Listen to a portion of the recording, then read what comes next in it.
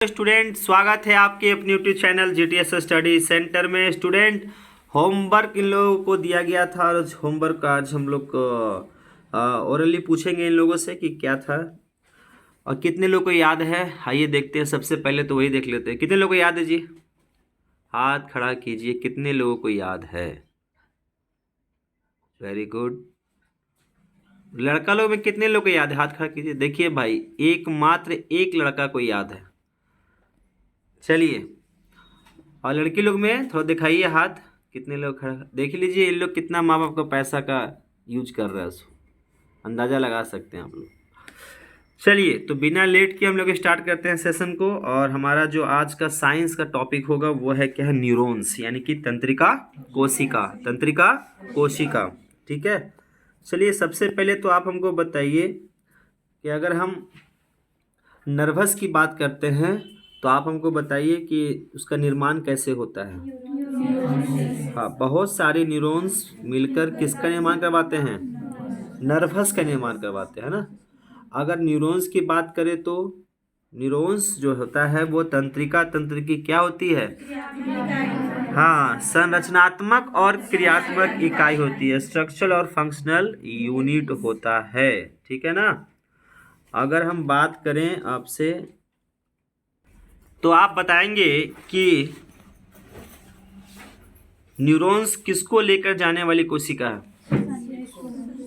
संकेत ले जाती है, जिसको हम लोग अंग्रेजी भाषा में क्या बोलते हैं, स्टिमुली। क्या बोलते हैं, स्टिमुली। आप हमको बताइए आपके मस्तिष्क में लगभग कितने न्यूरॉन्स पाए जाते हैं, 100 मिलियंस लगभग, है ना।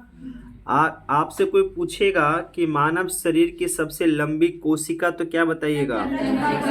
अगर कोई आपसे पूछे कि सबसे बड़ी कोशिका के रूप में कौन होता है, आप बताइए मानव शरीर की सबसे लंबी तंत्रिका क्या है। आप बताइए ये कहाँ से कहाँ तक रहता है।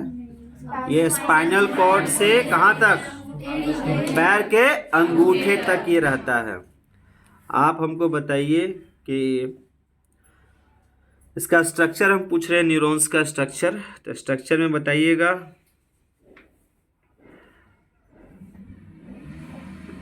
इसके मध्य में चारों तरफ कौन सा बॉडी होता है, सेल बॉडी होता है। सेल बॉडी को हम लोग और कितने नामों से जानते हैं, क्या क्या, सोमा, पेरिक्रियोन और न्यूरोसाइटोन। सोमा, पेरिक्रियोन और न्यूरोसाइटोन। चलिए, इसके केंद्रक में क्या पाया जाता है, न्यूक्लियस पाया जाता है। आप बताइए न्यूरॉन्स के सबसे अंतिम छोर को क्या कहते हैं, क्या कहते हैं। आप बताइए जो न्यूरॉन्स के बीच में 2 गैप होता है उसे हम लोग क्या कहते हैं, स्नैप्स कहते हैं ना। चलिए, आप बताइए न्यूरॉन्स के सेल बॉडी के अंदर में क्या क्या पाए जाते हैं, बताइए तो।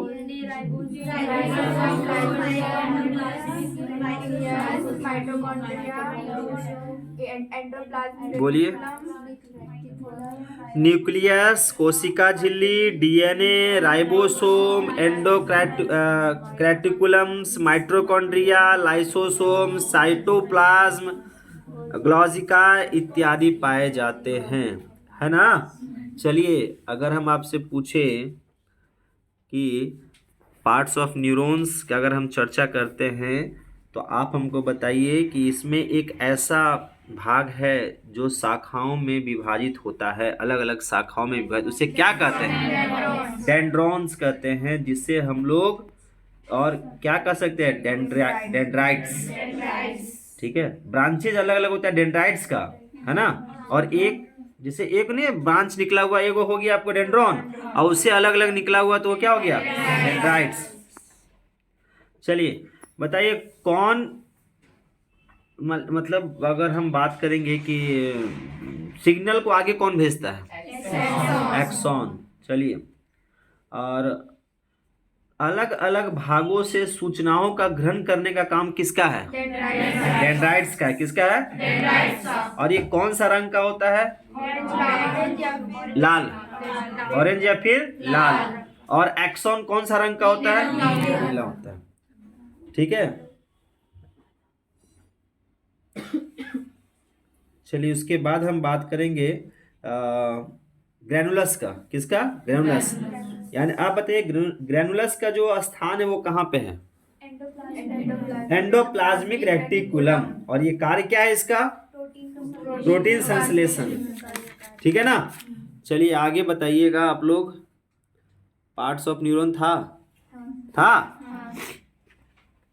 इसका आकार कैसा होता है? बेलनाकार। कैसा होता है? बेलनाकार। ठीक है। अच्छा, एक न्यूरॉन में कितने संरचनाएं वाले एक्सॉन पाए जाते हैं? नहीं, एक न्यूरॉन में एक ही संरचना वाले एक्सॉन पाए जाते हैं। चलिए, अच्छा बताइए, एक्सॉन के चारों तरफ किसका आवरण होता है? नहीं, प्रोटीन का। किसका? प्रोटीन का, जिससे हम लोग कहते हैं क्या? Myelin sheath. क्या कहते हैं? Myelin sheath. माइलिन शीथ का निर्माण बता दो। गिलियन और स्वान कोशिकाओं द्वारा होता है। ठीक है। एक्सॉन का अंतिम भाग एक होता है, वो जो खुला हुआ रहता है, उसे हम लोग क्या कहते हैं? क्या कहते हैं? Synaptic node. और इसमें कौन सा फ्लूइड भरा रहता है? न्यूरोट्रांसमीटर। कौन सा? न्यूरोट्रांसमीटर भरा रहता है। ठीक है। अच्छा, माइलिन शीथ के बीच में खुले स्थानों को क्या कहते हैं? Mode of Ranveer. Mode of Ranveer. चलो, ब्रेन ट्यूमर था क्या? ब्रेन ट्यूमर था। चलो, ब्रेन ट्यूमर के बारे में बताइए कि यह न्यूरल कोशिका में विभाजित होता है? नहीं। ठीक है। ब्रेन ट्यूमर की वजह से बताइए कौन कोशिका जो है अनियंत्रित कोशिका वृद्धि होने लगती है ना। अच्छा, उसके बाद हम लोग पढ़े थे ऑक्सीटोसिन, है ना।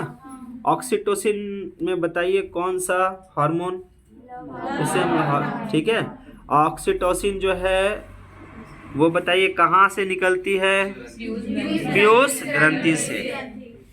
एंडोफ्रिन जो है वो बताइए इसमें क्या से हम लोग को मुक्ति मिलता है? इससे और दर्द से, है ना।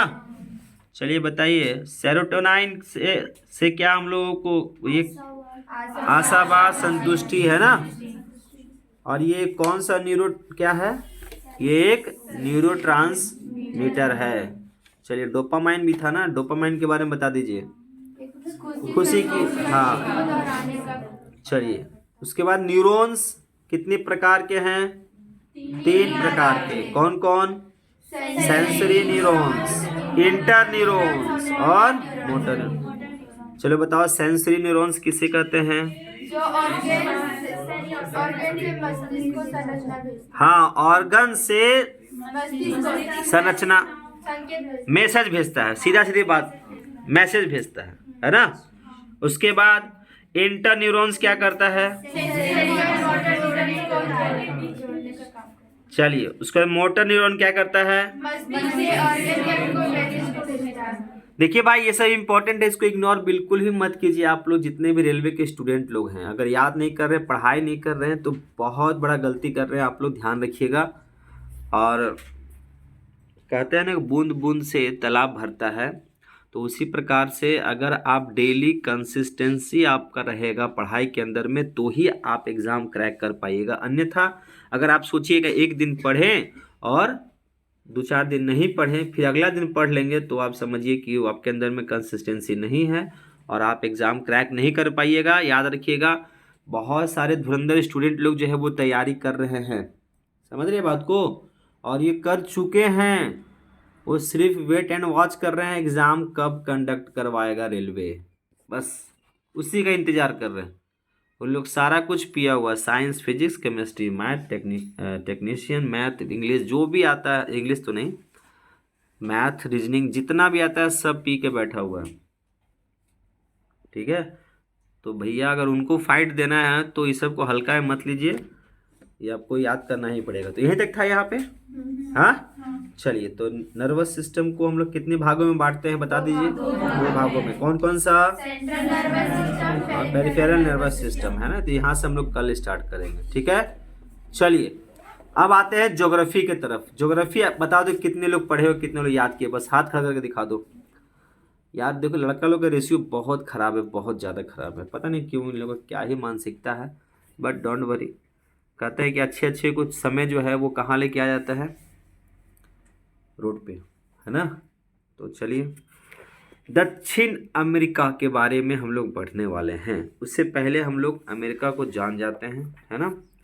बताइए अमेरिका को कितने भागों में बांट के रखा गया है? चलिए कौन कौन सा? उत्तरी अमेरिका, मध्य, ठीक है। आप हमको बताइए उत्तरी अमेरिका में कौन कौन सा देश आता है?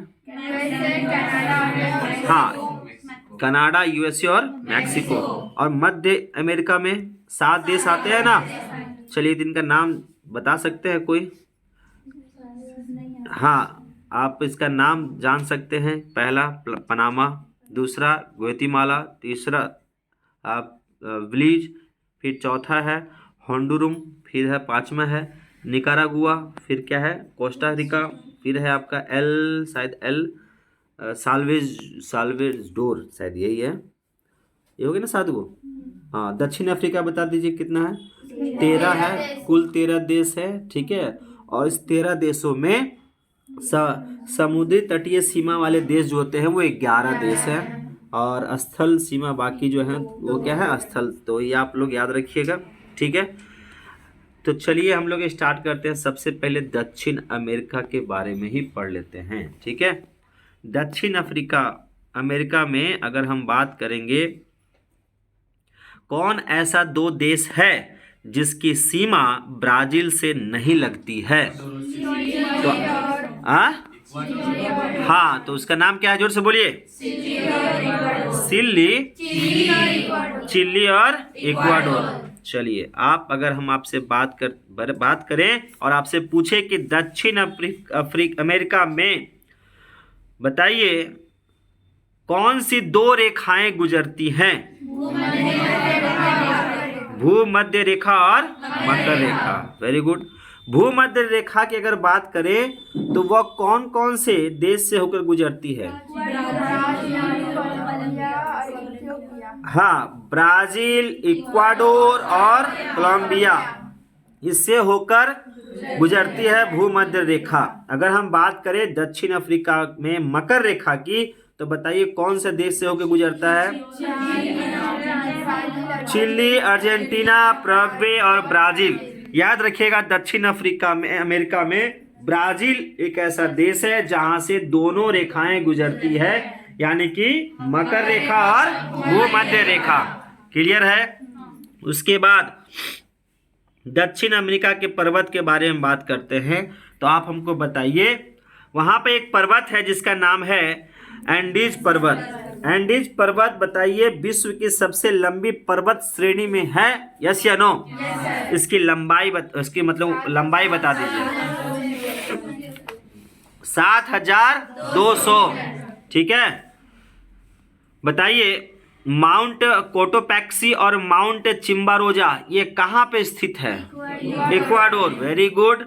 आप हमको बताइए माउंट चिम्बाराजू सबसे ऊंचा प्रसुप्त ज्वालामुखी है, यस या नो?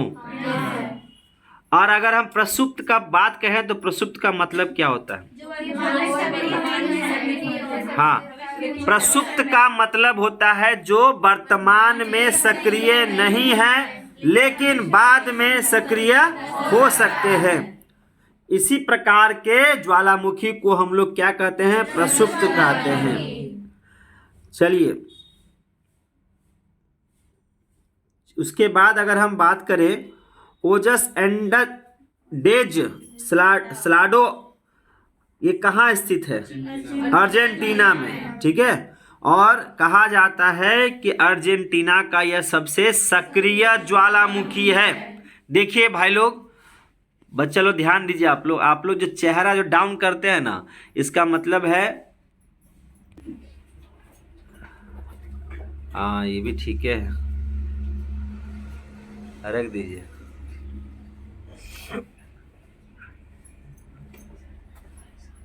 रेडी? कहाँ तक था इसमें बता दीजिए हमको, कहाँ तक था? नदी तक। यहीं तक है? नदी नदी तो यहीं पे है, दक्षिण अफ्रीका की प्रमुख नदी, यही ना? चलिए, तो लाइन कट चुका, और ये देखिए कितना अच्छा व्यवस्था लगा रही है, वाह। और किसी का फोन है जो दे ही दीजिए। दोनों लाइन कट चुका है, झारखंड सरकार भी कट चुका है, सीसीएल भी कट चुका है, और इन्वर्टर तो पूरा डाउन है।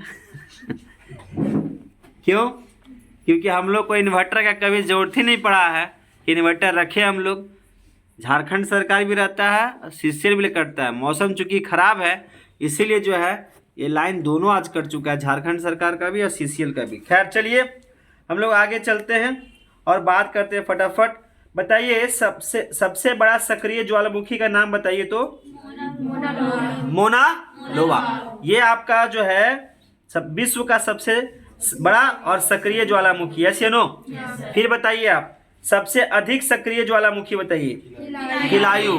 क्या? किलायु। चलिए आप हमको बताइएगा दक्षिण अमेरिका के प्रमुख नदियां। चलिए विश्व की सबसे बड़ी नदी बताइए। अमेजन नदी। अब इसका एक बात होता है कि अपवाह क्षेत्र, अपवाह क्षेत्र का मतलब क्या होता है बताओ? पढ़े हैं आप लोग तो, जो पढ़ाया गया था ना। अपवाह का मतलब क्या हुआ? अपवाह क्षेत्र कहा जाता है कि अपवाह क्षेत्र के आधार पर विश्व की सबसे बड़ी नदी है ये। दूर में पूरा एकदम है ना, पूरा एरिया, कितना एरिया ये कवर करके रखा हुआ है। चलिए बताइए अमेजन बेसिन में विश्व की सबसे विस्तृत कौन सा वर्षा वन पाया जाता है? फिर बताइए आप लोग कि सदाबहार वर्षा वन को और किस नाम से जानते हैं? अरे भाई आप लोग अंधेरा में कहीं चोरी करके तो नहीं ना बोल रहे हैं? लाइट में तो एको नहीं जवाब दे रहे थे। और देखिए अमरनाथ गर्दन ऊपर कर लिया है, उस समय लाइट में गर्दन नीचे था। अब आइए सदाबहार वर्षा वन को किस रूप में जाना जाता है? शैलवास के रूप में जाना जाता है। चलिए बताइए इसे पृथ्वी का क्या कहा जाता है? फेफड़ा कहा जाता है, यस या नो? अच्छा एक बात बताइए आप लोग, क्वेश्चन यही तक था ना? हाँ बताइए पराना नदी किस देश में है? ब्राजील। उरुग्वे नदी? अच्छा एक बात बताइए त्रियाब क्षेत्र क्या होता है? तीनों नदियों का संगम है ना, तीन नदियों का संगम। बताइए कोलंबिया का प्रमुख नदी क्या है? मैगडेलिना। क्या है? मैगडेलिना। वेनेजुएला का प्रमुख नदी का नाम बता दीजिए। ओरोनिको।